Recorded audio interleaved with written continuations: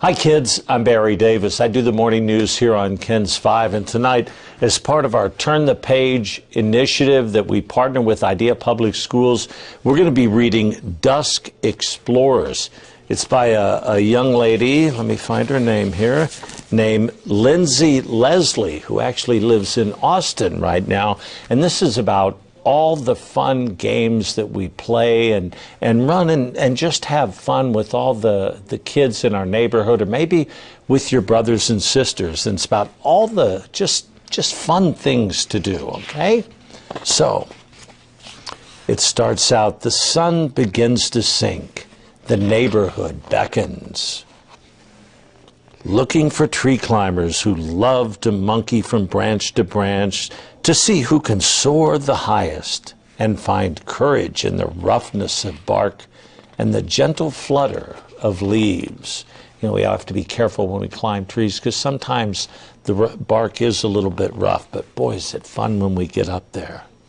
And they're calling for leapfroggers who love to jump over backs and fall down on itchy blades of freshly cut grass and discover tunneling worms while they wait in the darkness of a tight tuck. We always see worms when we dig around, don't we?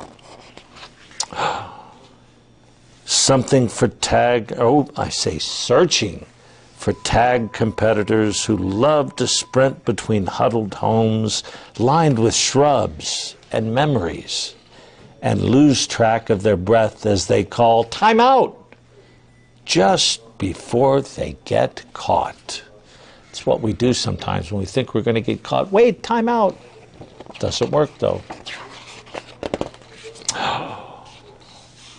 Here, hoping for toad hunters who love to catch hopping families of wart-covered croaking creatures and then give them funny matching names like Bubba, Bubette, and Bubberina. I don't think I ever named one of my frogs Bubberina. It says we're waiting for the kick the can players who love to run at lightning fast speeds to a cricket's crick, crick, crick. You know that funny sound they make just as it's getting dark?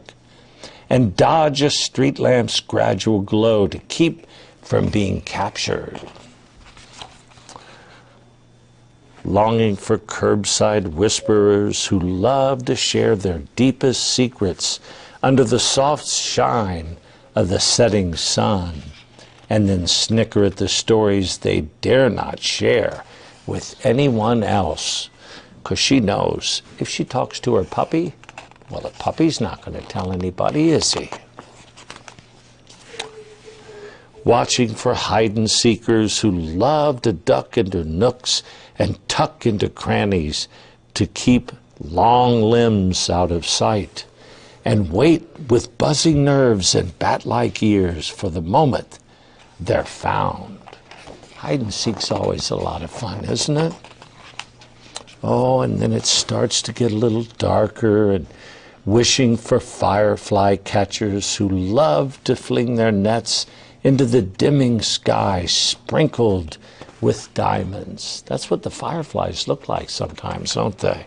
They just light up and then watch their jars glow to the soundtrack of thrumming cicadas. And cicadas are out real heavy right now, too. It's always fun when you catch fireflies and put them in a jar. Listening for giddy gigglers who love to scream with delight at the wind lifting their hair and tickling their noses, and pretend not to hear their parents, the sun is gone, yell, it's time to come home. Every summertime, screen doors open, porch lights turn on, and the neighborhood waits for Dusk Explorers.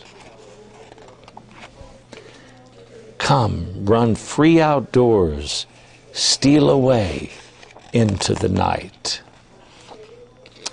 It's always fun to go outside and play, and just as the sun comes in, I remember my mom and dad, when I was little, they would always open up that door, and as the sun started to go down and the street lights would come on, my parents would always yell, it's time for you kids to come home.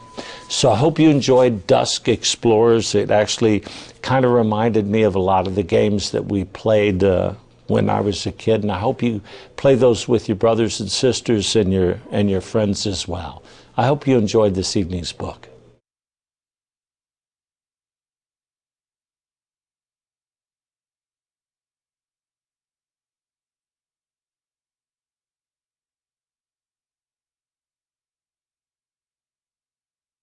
Hello, I'm Deborah Knapp, and I'm so excited to be with you here right now to share a story. I love reading, and I hope you do too.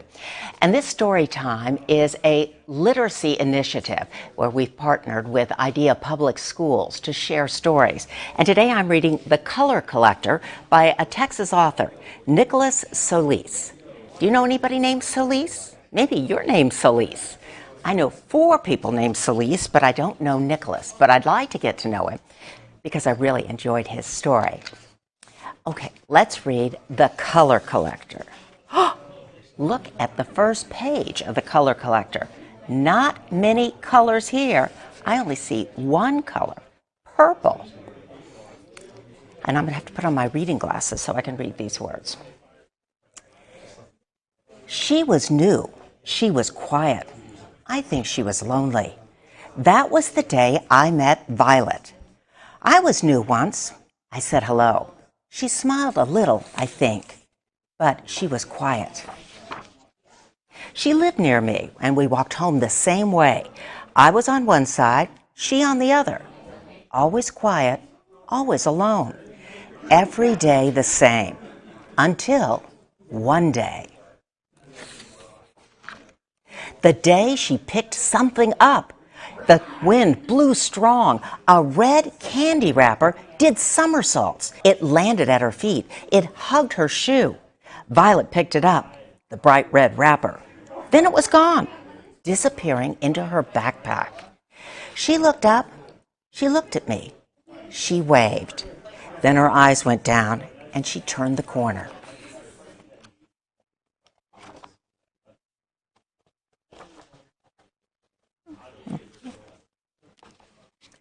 Look at all these colors.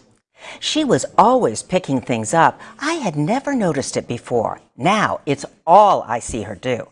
Bright blue cookie wrappers, yellow pieces of paper, green bottle caps, red fall leaves, all disappearing into the gray backpack. One day on her silent walk home, I am not so silent. What do you do with it all? All of what? The wrappers and trash and leaves. Do you really want to know? Yes, please. Then follow me.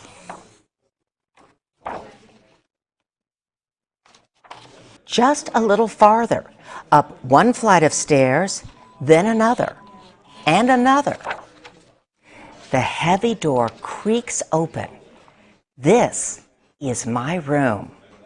Here in her room, the sun comes to shine. It reaches in and it makes her glow. It makes her collection glow as well. Doesn't she have a happy face? Each brightly colored wrapper, piece of trash, and speckled leaf has a place on her walls, her ceiling, her door. They are no longer forgotten bits blowing in the wind. Along her wall, they are one. They are her sky, her beach, her village. They are beautiful. Look what she's done with all those colors. She's made a collage.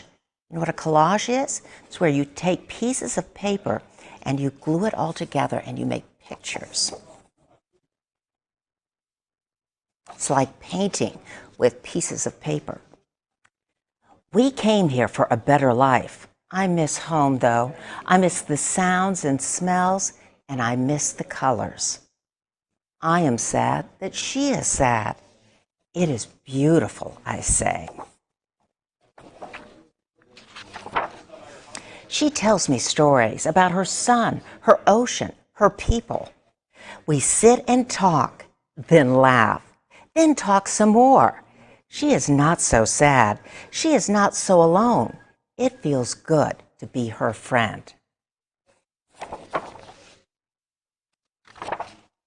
I say goodbye. She says goodbye. I'll see you tomorrow. It is true. She smiles. I smile. We smile the same. We all smile the same, don't we? On my way home, the wind blows strong and cold. A bright red leaf falls at my feet. I pick it up and put it in my backpack. What do you think he's going to do with that leaf?